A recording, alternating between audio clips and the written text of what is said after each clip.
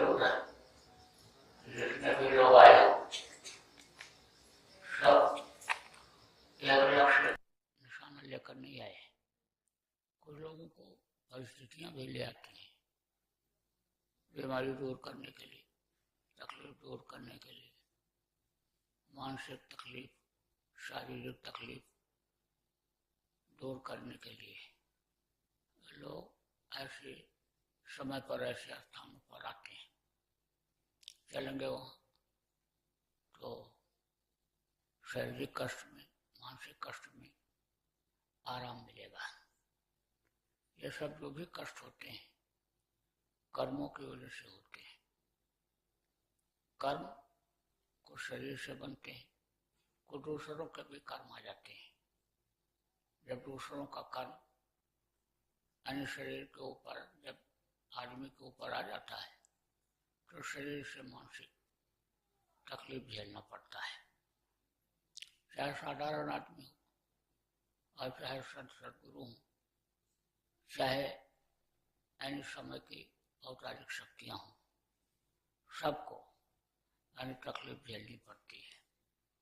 अब ये जरूर है कि जब ये चीज समझ में आ जाती है कि भाई कर्मों से कैसे बचा जाए, कर्म कैसे ना हो, जब ये चीज समझ में आ जाती है कि कर्म को कैसे काटा जाता है तो वो कर्म कट जाते हैं। जैसे आंख में धूल पड़ गई, धूल जब तेज हवा में उड़ी और आंख बंद नहीं कर पाए, आंख में पड़ गई और यह तरीका मालूम हो गया कि मुंह में कुल्ला लेकर के पानी का और पानी के छींटे धीरे से आंख में मार दो तो धूल गट कंकड़ी से निकल जाएगी, आंख साफ हो जाएगी। ऐसे ही अंदर वाली आंख के सामने, अंदर वाले कान के सामने अन्य कर्मों का पर्दा जब आ जाता है तो अंदर की आंख और कान ये बंद हो जाते हैं। मालिक का दर्शन नहीं होता है। जब लोगों का आंख कान खुला रहता था पहले के समय में, मालिक का दर्शन होता रहता था, तब हर चीज की जानकारी होती थी कि भाई अच्छा क्या है, बुरा क्या है, बुराई से कैसे बचे और अच्छाई ही अपने अंदर किस तरह से रखें। लेकिन अब जब समय बदला, कलयुग जब आया तो कलयुग में जब दर्शन होना बंद हो गया तब सत्संग को ज्यादा महत्व दिया गया कि सत्संग जब सुनोगे तब इस चीज की जानकारी होगी कि कर्मों से कैसे बचा जाए और कर्मों को कैसे काटा जाए। तो अन्य समझ लो कि सत्संग भी अन्य सब लोगों को नहीं मिल पाता है। लेकिन यह है कि यही बात अगर लोगों को बता दिया जाए कि भाई खान पान अपना सही रखो, विचार भावना अपनी सही रखो और आगे भजन करते रहो। अब कहीं अगर उसमें गड़बड़ी आ भी गई तो आने समझ लो भजन करते रहोगे, ध्यान करते रहोगे तो आने उससे कर्म करते रहेंगे। भजन ध्यान में मन नहीं लगता है तो समझना चाहिए कि कर्मों का ही चक्कर है, कर्मों का ही बोझा आगे नहीं बढ़ने देता है। तो उन कर्मों को फिर काटने का प्रयास करना चाहिए। किस तरह से? यानी शरीर से, मन से और धन से, इसी से पाप होता है। तो यानी सबसे ज्यादा यानी पाप किससे होता है? शरीर से होता है। तो शरीर से सेवा करना चाहिए। जो जैसे जिसके लायक सेवा होती है उसको उस तरह से यानी सेवा करनी चाहिए। शरीर से सेवा करेंगे, मन से सेवा करेंगे तो उस तरह का जो पाप होगा यानी कर्म होंगे वो कटेंगे। कटेंगे तो शांति मिलेगी। शरीर के ऊपर जो बीमारियां अन्य समझ लो कि कर्मों की वजह से आती हैं उससे भी अन्य राहत मिलेगी। तो यहाँ पर आने से अन्य समझ लो हर तरह से अन्य लोगों को साधना शिविर में या सत्संग में आने से लाभ मिलता है। तो बहुत से लोग यानी बहुत तरह की इच्छा लेकर के यानी आते हैं। जब यानी कहा गया कि जब पुण्योदय होता है तब सत्संग मिलता है, सूर्योदय होता है तो ऐसा अवसर जीवन में आता है। इतने लोग यानी समझ लो सामूहिक रूप से बैठ करके यानी आप भजन करते हो, तो कुल मिला करके यानी आप लोगों के लिए ये समय बहुत ही अच्छा और कृपा के आप गुरु महाराज के यानी पात्र बने। तो अभी तो ये कार्यक्रम चलेगा, 10 दिन चलेगा। इधर दौरा किया, मेहनत ज़्यादा पड़ गई, समझ लो 200-250 किलोमीटर तक चलना और समझ लो कि कार्यक्रम करना, किसी किसी दिन तो 5-5 कार्यक्रम दिन भर में, और जगह जगह पर लोगों से मिलना जुलना, समस्याएं उनकी सुनना, और बड़े बड़े कार्यक्रम किए गए। तो शरीर के ऊपर ज़्यादा लोड पड़ गया, तो तबियत कुछ नरम थी, परसों ज़्यादा नरम थी, कल कुछ ठीक हुई, आज भी ठीक है। गुरु महाराज दया होगी 1-2 दिन में ठीक होगी, तो कुछ और आपको सुनाया जाएगा। अब यह दौरा करने से यानी समझ लो एक लाभ ये हुआ मिलने जुलने से और कहने सुनने से कि यानी समझ लो आपका जो मिशन चल रहा है, गुरु महाराज जो मिशन को छोड़ करके गए धरती पर सतयुग लाने का, यानी समझ लो मिशन जो छोड़ करके गए उस काम में यानी दौरा करने से समझाने बताने से आप देखो मदद मिलेगी। देखो बहुत से क्षेत्र ऐसे हैं कि जहाँ पर प्रचार प्रसार अपना ज़्यादा नहीं हो पाया है, जैसे दक्षिण भारत। तो दक्षिण भारत में आपके थोड़े बहुत तो हैं इक्का दुक्का कहीं, लेकिन समझ लो कि यानी कुछ स्थान ऐसे भी हैं कि जहाँ पर मतलब यह है कि प्रेमी नहीं भी हैं। अब यह है कि उधर अगर प्रचार प्रसार नहीं किया जाएगा, दौरा नहीं किया जाएगा, नामदान के बारे में बताया नहीं जाएगा, नामदान दे करके उनको नहीं कराया जाएगा, तो वो बेचारे अनभिज्ञ रह जाएंगे, नहीं जानकारी में गलत काम में फंसे रह जाएंगे, तो उनको कुदरत सजा भी दे सकती है। गलत और कर्मों की सजा का जब विधान ही बना दिया यहाँ, तो सजा मिलेगी ही, तो बेचारे अकाल मृत्यु में जा सकते हैं। इसलिए अन्य बचाने के लिए, जीवात्माओं के उद्धार कल्याण के लिए यानी इस तरह के अन्य काफिले जैसे अभी आपका निकलने जा रहा है, गुरु महाराज भी निकाला करते थे। यानी समझ लो 80-80 दिन का, 90-90 दिन का काफिला गुरु महाराज ने निकाला। 50,000 यानी कि भीड़ जगह जगह, यानी को सुनने वालों की, को साथ वालों की, यानी समझ लो कि गुरु महाराज ने यानी समझ लो यानी इकट्ठा करके और सत्संग सुनाया और प्रेमियों को, लोगों को ये दिखाया कि भाई ये जो है प्रेमी है गुरु महाराज के, और प्रेम में देखो ये लगातार इतने दिन तक अपनी सवारी से और अपने साधन से चल रहे हैं। उसमें यानी जिनके पास कोई 4 पहिए 2 पहिए की तेज चलने वाली मोटर गाड़ियाँ नहीं थी, साइकिलों से लोग गए। हानि समझ लो कि उसमें हानि समझ लो कि 14-14 प्रांत, 12-12 प्रांत अन्य लोग साइकिलों से घूम करके आए। 100-125 किलोमीटर रोज लोगों ने साइकिलें चलाई। दया तो गुरु महाराज की थी, किसी ने कुछ यह महसूस नहीं किया कि हमने चलाया साइकिल इतना। यानी साइकिल तो बोले बैठ जाता हूँ तो पैदल अपने आप चलती रहती है, इतनी दया थी। लेकिन निमित्त मात्र तो वो बने यानी उस प्रचार प्रसार के कार्यक्रम में। तो देखो काफिला निकलेगा, अभी 7 तारीख को जनवरी में काफिला निकलेगा, और आपके मध्य प्रदेश में और उधर आपके यानी महाराष्ट्र में और कर्नाटक में और फिर तमिलनाडु में और फिर आंध्रा में, और आंध्रा के बाद फिर इधर महाराष्ट्र में वापस आएगा, और फिर उसके बाद आपके उधर छत्तीसगढ़, इन प्रांतों में काफिला जाएगा। प्रोग्राम सब बन रहे हैं, कितने दिन का होगा ये सब अभी आपको मालूम हो जाएगा। और प्रेमी सब लोग तैयारियां करने लग गए, खबर धीरे धीरे हो गई। जिनको खबर नहीं है आप लोग खबर कर दीजिए कि काफिला निकलेगा, अपने अपने साधन सवारी से उस काफिले में लोग चल सकते हैं। और उसकी तैयारियां भी शुरू हो गई। तो उधर जहाँ पर समझ लो कि प्रेमी कम हैं, वहाँ टीमें जाएंगी। अब देखो अभी उधर मैं गया था तो मीटिंग किया लखनऊ में, तो देखो ये बहादुर लोग आ गए। समझ लो कि 10-11 गाड़ी आ गई, 10-11 टीम इनको 2 दिन का भी मौका नहीं मिला। हर लोग के जैसे फौज में बिल्कुल तैयार बैठे रहते हैं, और जैसे इशारा हुआ फालिंग होने का तो ये बस फालिंग हो गए। परसों ही आ गए। 16 तारीख को मीटिंग हुई और बस 17 बहुत से लोग तो 18 को ही चल दिए होंगे और फिर ये आ गए। तो देखो प्रेमी, आपको तो जाना था, यानी उस समय लोकल भी भेजा जा सकता था, आप तैयार भी इस तरह से थे, लेकिन हमने कहा एक दिन यहाँ थोड़ा साधना कर लेंगे, ठीक रहेगा, साधना शिविर के पहले दिन साधना कर लेंगे तो कल अब आपकी रवानगी हो जाएगी। कल आपका मुहूर्त यानी बन रहा है जाने का वहाँ। अब वहाँ आप जाइए, व्यवस्था प्रचार प्रसार और जो भी जैसा यानी वहाँ आपको करना है उस हिसाब से आप लोग यानी वहाँ पर जा करके करिए। उसका निर्देश कुछ यहाँ से मिल जाएगा, कुछ वहाँ के जिम्मेदार लोग हैं उनसे मिलेगा। अब ये जरूर है कि वो एक तरह से नई जगह रहेगी।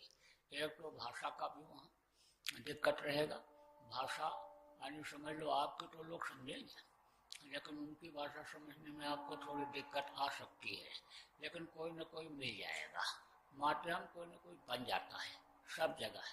फिर भी हम ये चाहते हैं कि व्यवस्था इस तरह से यानी ये हमारे साथ यानी जो ज़्यादा समय देते हैं सहयोग में, वो लोग आपको सब व्यवस्था बना करके ज़्यादा से ज़्यादा जितना हो सके यहीं से दे दें, और नहीं तो फिर वहाँ पहुँच करके आप बना लीजिएगा कहीं पर अपना यानी वहाँ पर रहने की व्यवस्था बना लिया, और वहाँ से प्रचार प्रसार की जैसे जो रूपरेखा, क्योंकि एक रूपरेखा सब जगह की नहीं बन पाती, अलग अलग जहाँ का जैसा हिसाब होता है उसी हिसाब से प्रचार प्रसार यानी आपको करने का है। लेकिन कोशिश ये रहे कि जो भी काम हो वो ठोस हो। आदमी आप पकड़ो जिनको समझाओ, पूरा पक्का करने की कोशिश करो, और ये भी सोचो कि भाई इनसे हमको आगे चल करके भी काम लेना है अपने मिशन को आगे बढ़ाने के लिए। जिस तरह से हम अन्य समय लो कि समय लगे हुए हैं अपने गुरु महाराज के काम को पूरा करने में, ऐसे यह भी अन्य समय लो कि ये समझें कि भाई हमको अन्य धरती पर सतयुग का प्रादुर्भाव जल्दी से जल्दी अन्य समय लो कि करना है। इस तरह से पूरी तैयारी होनी चाहिए। अब आपका प्रभाव कैसे पड़ेगा, कब पड़ेगा? जब उनके दिल में आप छा जाओगे, जब उनके हृदय में आपका स्थान बन जाएगा।